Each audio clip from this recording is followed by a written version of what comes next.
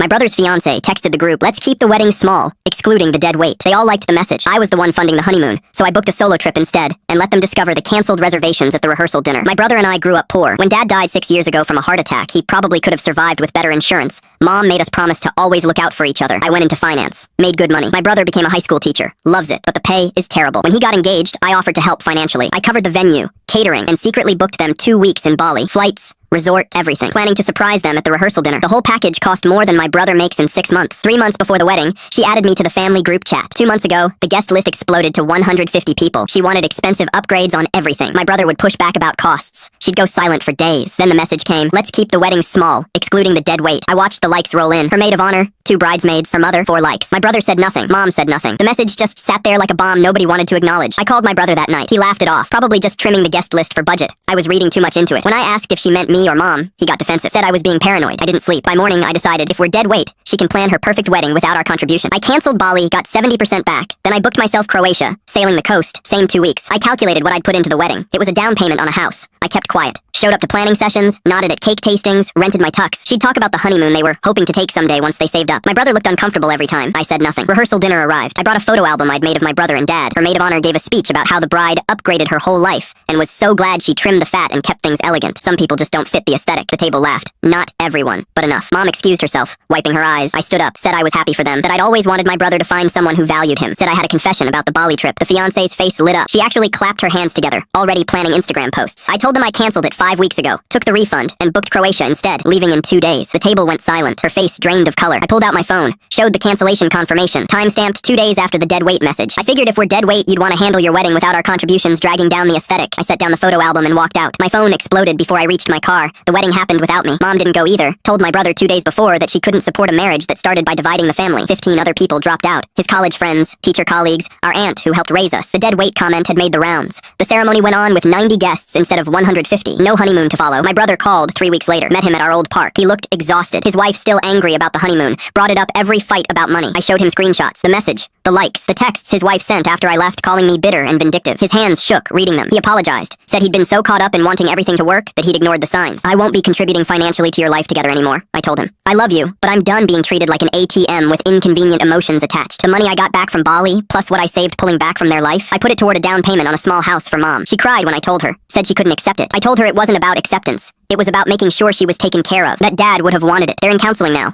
His wife sent a long apology email. I sent back one line. "Trust takes actions, not words. I don't regret it." I funded a wedding for people who saw me as dead weight. When I stopped carrying the load, they realized exactly how heavy their expectations had been.